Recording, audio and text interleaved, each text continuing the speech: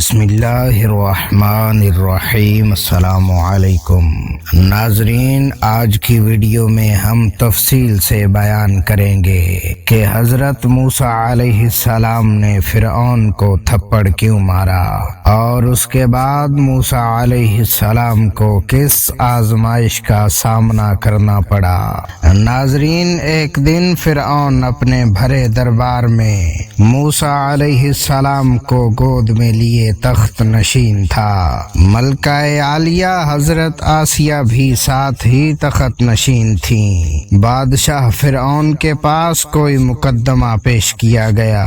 فرعون ایک ظالم بادشاہ تھا، اس نے ہوش سے کام نہ لیا اور ظلم کا مظاہرہ کرتے ہوئے مقدمے کا غلط فیصلہ سنا دیا۔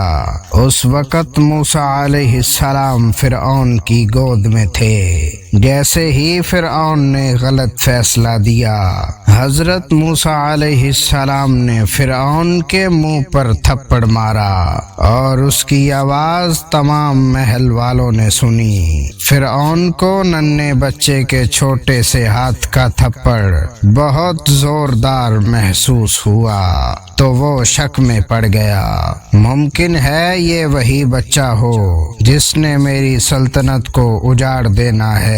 تھپڑ کھا کر بادشاہ فرعون پر سخت گھبراہٹ طاری ہوئی۔ اس نے اس کا ذکر حضرت آسیہ سے کیا اور کہا، میں اس بچے کو قتل کر دیتا ہوں، کہیں یہ وہی بچہ نہ ہو جو بڑا ہو کر میری حکومت کے زوال کا سبب بنے۔ فرعون کی یہ بات سن کر ایک نہیں محل میں موجود دو ماؤں کے کلیجے پھٹنے لگے اور دل ٹوٹنے لگے۔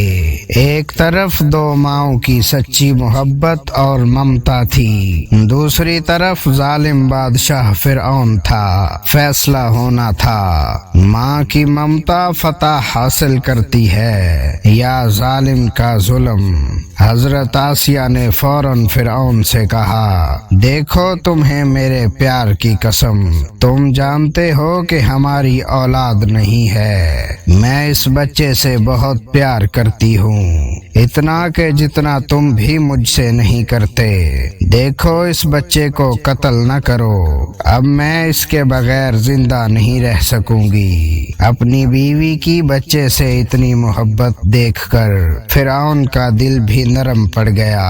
کہنے لگا، چلو میں اس کا امتحان لوں گا، اگر یہ امتحان میں کامیاب ہو گیا تو ٹھیک، وگرنہ تمہیں ہر صورت میں اسے اپنے سے جدا کرنا پڑے گا۔ حضرت آسیہ نے ظالم بادشاہ کی بات مان لی اور خاموش ہو گئیں۔ چنانچہ فرعون نے حضرت موسیٰ علیہ السلام کا امتحان لینے کے لیے دو سرخ رنگ کے تشت منگوائے اور حکم دیا کہ ایک تشت کو سرخ رنگ کے ہیروں سے بھر کے لے آؤ اور ایک تشت کو سرخ رنگ کے دہکتے انگاروں سے بھر لاؤ۔ جب تشت بادشاہ کے حکم کے مطابق دربار میں حاضر کر دیے گئے تو حکم دیا کہ یہ دونوں زمین پر سامنے رکھ دو اور حضرت آسیہ کو حکم دیا کہ تم اس بچے کو ان تشتوں کے قریب چھوڑ دو۔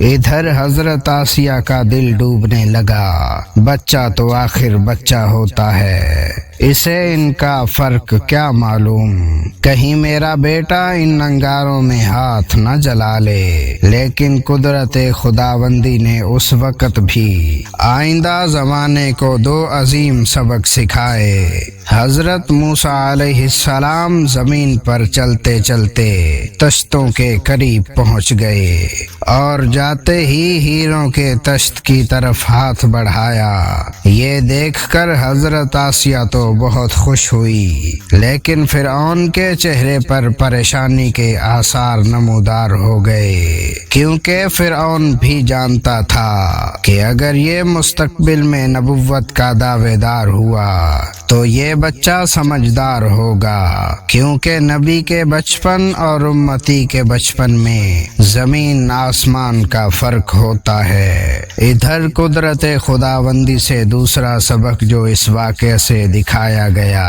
کہ اللہ تعالیٰ نے جبرائیل علیہ السلام کو حکم دیا کہ فوراً جاؤ اور موسیٰ کا ہاتھ جو ہیروں کے تشت کی طرف بڑھ رہا ہے اس میں جلتا ہوا انگارہ پکڑا دو، اور موسیٰ کے ہاتھ سے آپ علیہ السلام کے منہ میں ڈلوا دو۔ جبرائیل علیہ السلام فوراً آئے اور حضرت موسیٰ علیہ السلام کے اس ہاتھ کو انگاروں سے بھرے تشت کی طرف لے جا کر اللہ کا حکم پورا کیا۔ اب فرعون کو بھی تسلی ہو گئی کہ یہ بچہ نبی نہیں، اگر یہ وہی بچہ ہوتا تو ہیرے جواہرات اٹھاتا، کیونکہ انبیاء کرام معصوم ہوتے ہیں۔ اس طرح ماہوں سال گزرتے رہے۔ موسیٰ علیہ السلام فرعون کے محل میں زندگی کے مراحل گزارتے رہے، حتیٰ کہ آپ علیہ السلام کی عمر 12 برس ہو گئی۔ لیکن فرعون چونکہ ظالم بادشاہ تھا اور اس کی قوم قبطی بھی بڑی ظالم تھی، وہ ہمیشہ ظلم و ستم کا علاؤ روشن رکھتے تھے، اور حضرت موسیٰ علیہ السلام ان تمام چیزوں سے تنگ تھے۔ آپ علیہ السلام سے یہ سب کچھ نہ دیکھا جاتا تھا۔ حضرت موسیٰ علیہ السلام نے فرعون اور اس کی قوم کی مخالفت شروع کر دی، اور مخالفت بھی علل اعلان کی، تو فرعون اور اس کی قوم کے لوگ آپ علیہ السلام کے جانی دشمن بن گئے۔ ایک دن دوپہر کے وقت جب حضرت موسیٰ علیہ السلام شہر میں داخل ہوئے تو دیکھا کہ ایک اسرائیلی اور ایک قبطی آپس میں لڑ رہے ہیں۔ اسرائیلی نے حضرت موسیٰ علیہ السلام کو مدد کے لیے پکارا۔ آپ علیہ السلام گئے اور اس قبطی کو مکہ مارا اور وہ مر گیا۔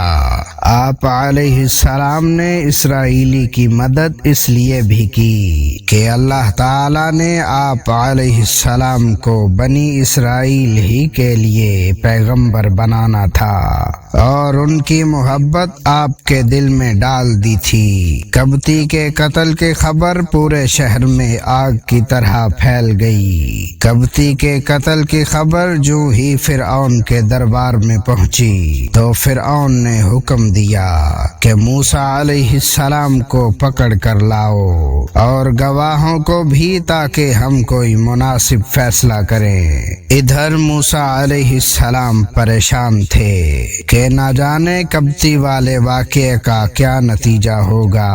فرعون کے سپاہی آپ علیہ السلام کو دن رات تلاش کرتے رہے، لیکن موسیٰ علیہ السلام انہیں نہیں ملے، اور فرعون نے آپ علیہ السلام کے قتل کا حکم جاری کر دیا۔